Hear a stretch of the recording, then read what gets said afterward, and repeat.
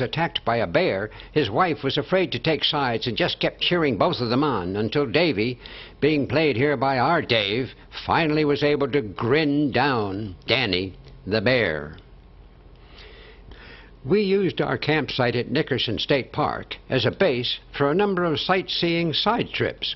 We drove out to the sand dunes on the outer edge of the Cape and visited the Truro Lighthouse, near which there was a steep headland cliff overlooking the beach and the Atlantic Ocean far below. Meg made sure that the children didn't lean too far out over the edge. And then we got our bathing suits out and went down for a fun romp on the broad sandy beach and some cold water play in the ocean breakers.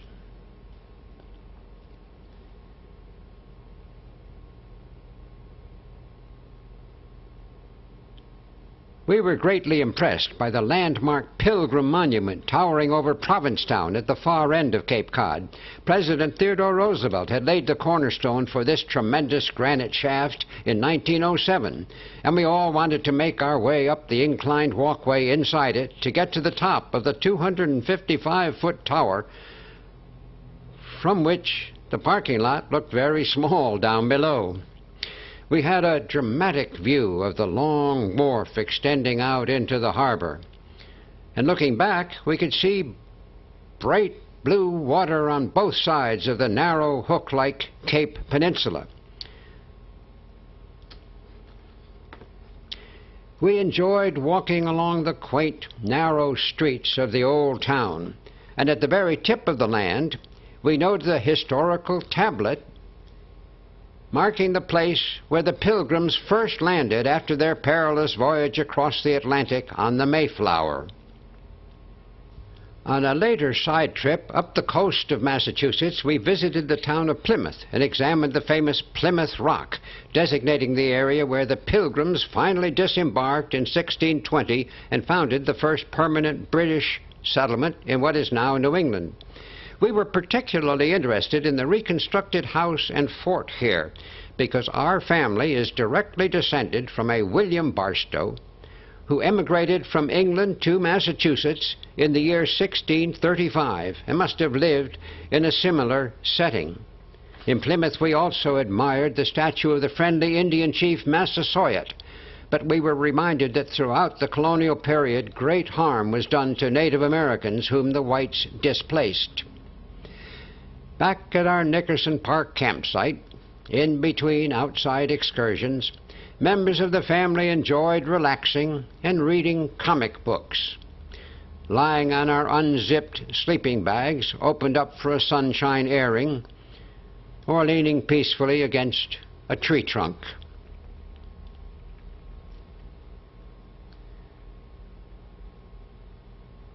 One of our all-time favorite family books was Seabird, the story of 4 generations of a seagoing family, written and illustrated with beautiful paintings by Holling Clancy Holling, which we had brought with us this summer. Meg had painted pictures of whales and sailors taken from Seabird on the back of a shirt she had made for me, and this helped inspire us, before leaving Cape Cod, to take a trip on a large ferry from Hyannisport across the Sound to the island of Nantucket. While there, we visited the famous Whaling Museum, which was of special interest because some of our Barstow forebears in the early 1800s had been whaling ship captains and boat builders.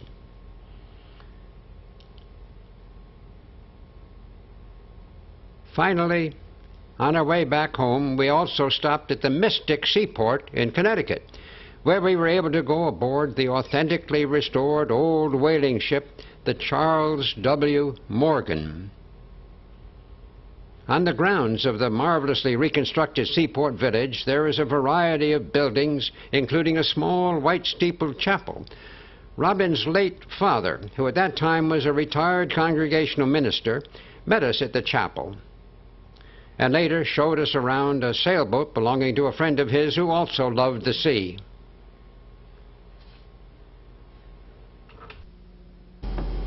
Well, we found that we really did enjoy this camping as a family, and we thought it'd be a wonderful way to travel without having all that expense and still having the fun. So what we did then was to develop this plan. It was a 5-year plan. I worked for the Connecticut Education Association then, and I had a 30-day vacation every summer, and we used every single one of those 30 days each of the 5 summers that we lined up for this trip. We doing a lot of studying on books and atlases and so on, the Parade Family Vacation Guide and books about national parks. We found all the places we wanted to go to, and we decided that we would try it in 5 different summers in this way. We would do New England, the rest of New England we would do in the first summer, and that would be sort of short distances that we could manage. Then we thought we'd try driving out to the the north central states and the 5 Great Lakes, and then the 3rd summer we would come down the east coast of the United States and get all the way down to Florida and come over to Louisiana and cover the southeast that way. And then the 4th summer we would go all the way to the great Northwest. That was a big long trip, nearly 10,000 miles. And then we also, the following summer, 1961, our last summer, we did the great Southwest. So we had this goal in 5 summers to go to every single one of the 48 states. So that the kids, when they were asked in school or someplace how many states they'd been into, they could say 48. At that time, Hawaii and Alaska were not part of the United States. They didn't join until after we'd started in 1959. So we couldn't drive to them anyplace. But now this is the story of how we went about these 5 summers of family camping through 48 states. Our home base, of course, was our home right here in Wethersfield, Connecticut, and this is the place where we started all of our trips.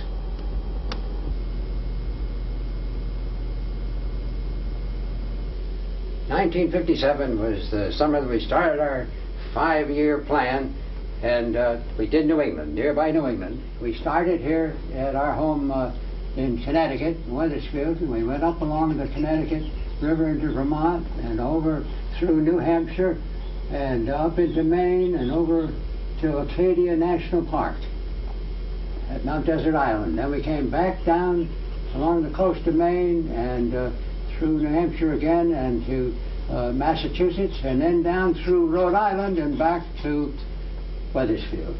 And that was 1957. We had a real sense of family purpose when we set out on this 1957 trip. We knew that this was the start of an adventure that would take us 5 years and many thousands of miles to complete. We now had a new Rambler cross-country station wagon, and with our camping gear loaded onto 2 car racks on the roof, we headed out to take in all 6 New England states. Our first major stop was in Woodstock, Vermont, to see the first Congregational church there. This was where Robbins' minister father had his first parish, and across the street from the church was the parsonage where on October 24th, 1919, Robbins Wolcott Barstow, Jr. had been born. After growing up in Hartford, Connecticut, Robbins had gone to Dartmouth College in Hanover, New Hampshire, where he graduated in 1941. Returning to this beautiful campus with Baker Library overlooking the green, we went up to the small balcony outside the library tower for a bird's eye view of the college quadrangle, the white-sided Dartmouth Hall, and the surrounding hills.